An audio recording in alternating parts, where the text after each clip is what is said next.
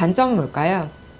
단점은 교재 구성 자체가 너무 지루하고 따분하고 너무 많이 반복하고 도대체 언제까지 반복해야 될지 잘 모르겠고 이런 생각들 때문에 학습지 장단점이 극명하게 비교가 되는 것 같아요. 네, 그런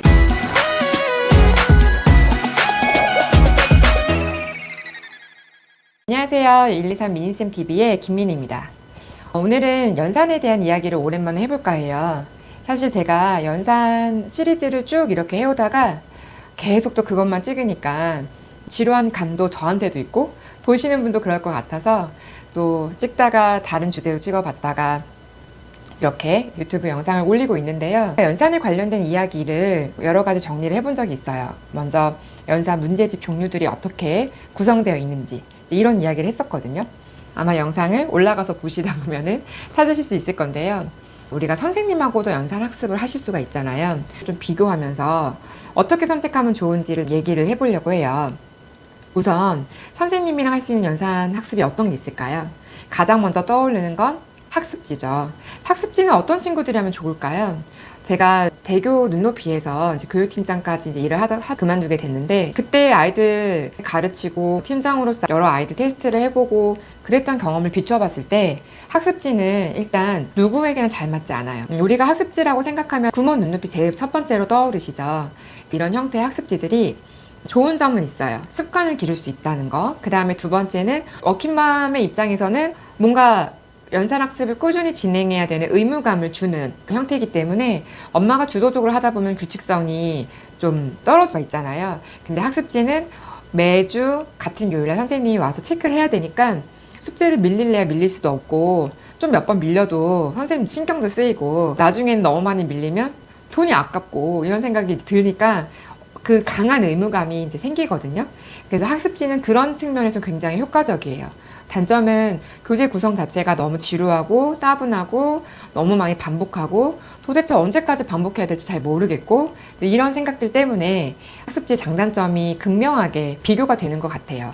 학습지를 시작을 하고 싶다. 근데 너무 늦게 시작하시면 안 돼요. 왜냐면 연산학습지의 단계 구성을 살펴보면 어느 정도 복습을 일정 부분 소화를 해야 이제 진도가 나가는 형태이기 때문에 그 많은 단계들을 소화해서 초등학교 1학년 때 1학년 교과 수준과 똑같이 연산학습을 하고 있으려면 너무 늦게 6세 말이나 7세 초 이때 시작하시면 늦어요.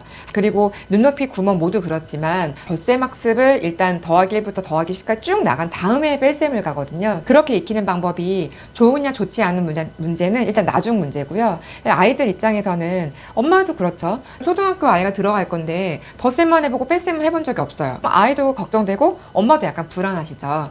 그런 부분 때문에 내가 학습지를 좀 고려해야 될 것 같아 라고 생각이 드시면 너무 늦게 타이밍을 잡으시면 안 돼요. 오히려 때를 놓쳤어요. 좀 일찍 시작했어야 되는데 때를 놓쳤다면 학습지 하지 마시고 그냥 연산교재 시중에 있는 거 진행하시는 게 훨씬 더 좋아요. 그러면 조금 더 진도를 빠르게 진행하실 수가 있죠. 그러다가 초등학교 2학년 곱셈에 대한 개념이나 나눗셈에 대한 개념까지 마무리가 됐다면 그때 학습지를 다시 들어가시는 게 좋아요. 학습지를 시키고 싶다는 생각이 계속 가지고 있다면. 그리고 아이들의 성향을 봤을 때는 학습지가 잘 맞는 친구들은 남녀를 생각하자면 여자친구들한테는 조금은 나아요. 왜냐하면 여자친구들은 주어진 것들에 대해서 학습을 소화하는 거에 크게 거부감이 없고 엄마가 이끌어주는 대로 엄마가 하자는 대로 좀 잘 따라가는 편이잖아요. 남자애들 같은 경우에는 반복적인 걸 너무너무 싫어하고 스티커 붙이는 것들 이런 것들 별로 흥미 없어 하는 친구들은 학습지 같은 형태는 잘 안 맞을 경우가 높아요.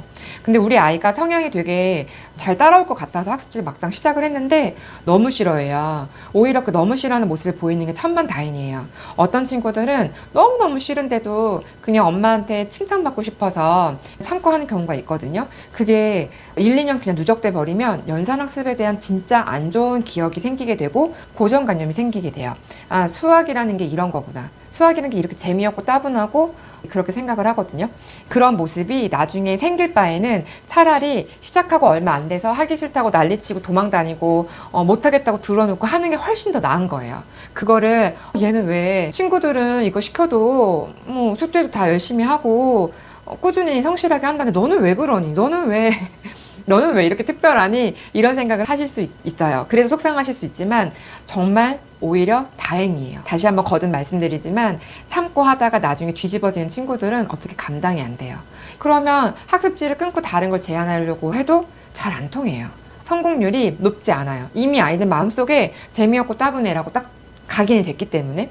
근데 아무리 학습지를 끊고 다른 연산 문제집을 한다고 한들 아이들 연산력을 길러주려면 반복은 어쩔 수 없는 거예요. 반복을 안 하고서는 그 연산 실력을 올리긴 쉽지 않은 건데, 지나치게 너무 많은 반복을 한다든지 아니면 그 사이사이에 보드게임 같은 그런 것들 활용해서 진행을 했다면 좀 더 좋았을 텐데, 그런 부분들을 발견하지 못했을 경우에는 아쉬움이 생길 수 있다는 거죠.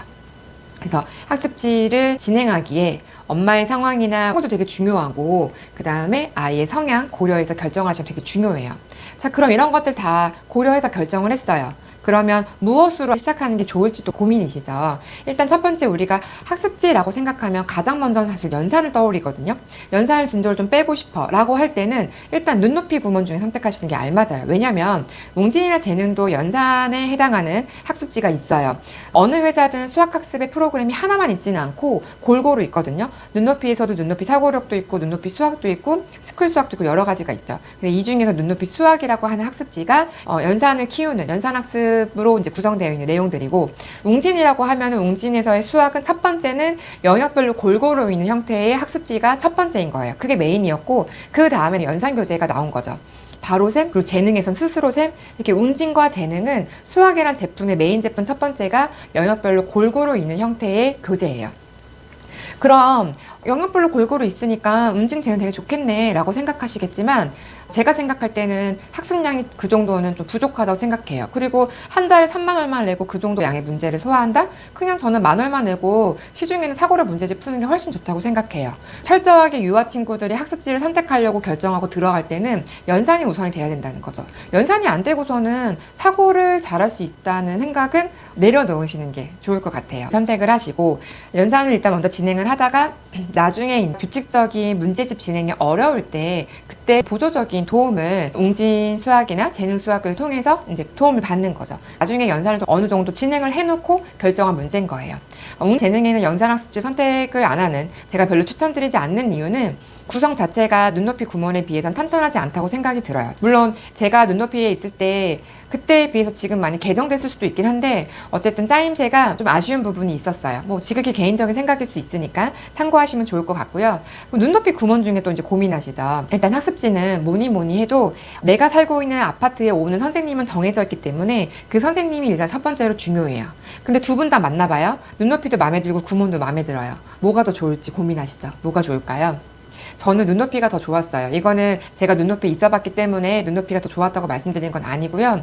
교재 구성 같은 걸 봤을 땐 눈높이가 좀 더 탄탄하게 되어 있다고 생각은 들어요. 근데 내 주변에 있는 친구들은 구몬을 하면서 진도를 막 빨리 나가요. 그냥 구몬은 진도가 그렇게 빨리 나갈 수 있게끔 구성되어 있는 것도 없지 않아 있어요. 그런 부분도 있고, 우리가 학습지를 시작을 할 때 어디까지 하면 좋다고 생각하세요? 저는 중학교 3학년 대수까지 딱 해가지고 2차 방정식까지 끝내고 딱 손 떼면 참 좋다고 생각을 하거든요. 그럼 학습지를 시작을 했는데 거기까지 가려고 생각을 했을 때 거기 과정까지 교재가 좋으면 좋은데, 그거는 눈높이가 훨씬 더 중등에 대한 교재도 탄탄하게 잘 돼 있어요. 구몬은 생각보다 중등 교재가 또 부실한 부분도 있는 거죠.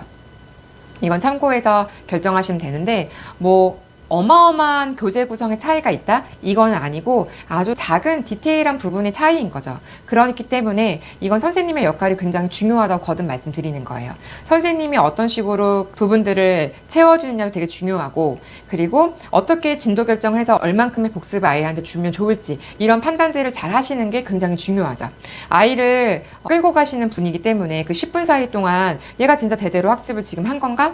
정말 정확한 건가? 속도가 제대로 된 건가? 라고 판단하는 거 되게 중요하잖아요. 근데 그 짧은 시간 정확한 판단을 하지 못해서 지나치게 빨리 나간다든지 또는 지나치게 복습을 많이 한다든지, 그러면 아이들이 학습지에 대한 흥미가 떨어지고 재미없어지고 효과가 아무래도 잘하는 친구들에 비해서는 좀 미비할 수 있는 거죠.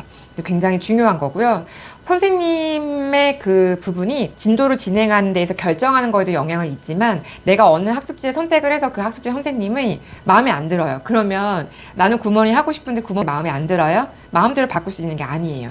뭐 어쨌든 그거는 회사의 한계적인 부분이라서 그걸 아무리 컴플레인 해도 되는 부분이 있고 안 되는 부분들이 있어요. 어쩔 수 없는 그런 부분들은 할 수 없죠. 나는 싫지만 안 된다는데. 네, 그렇게 되면 아이가 잘 진행을 하다가 다른 학습지로 바꾸게 되면 다시 진도 조정이 불가피하게 생길 수가 있는 거죠.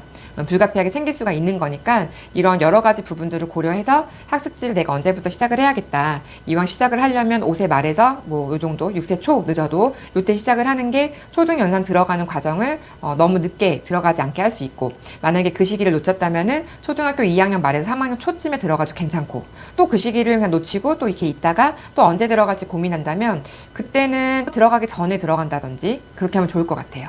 근데 학습지는 쭉 진행을 했을 때 어디서 결손이 많이 생길까요? 학습지는 앞부분에는 결손이 없다고 느끼다가 분수 이후부터 결손이 발생할 수 있어요.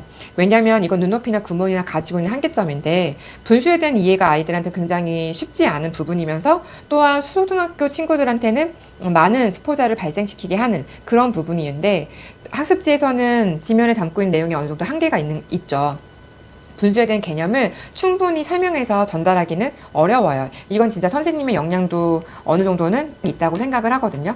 그러면 그 분수 부분에 대한 다른 것들을 다른 시중 교재나 뭐 어떤 주제별 특강 수업이나 이런 걸 통해서 메꾸지 않는 이상 눈높이나 구문을 쭉 따라가다 보면 어느 순간 아이들이 기계적인 계산을 하는 거를 발견할 수가 있어요. 그걸 어디 가서 발견하냐? 5학년 연산에 해당되는 분모가 다른 덧셈, 뺄셈, 곱셈, 나눗셈 등을 소화할 때, 아, 얘가 분수가 안 됐구나. 그동안 학습지에서 배운 것들이 뭔가 부실하게 쌓여졌구나, 결손이 생겼구나, 이런 것들을 발견하게 돼요.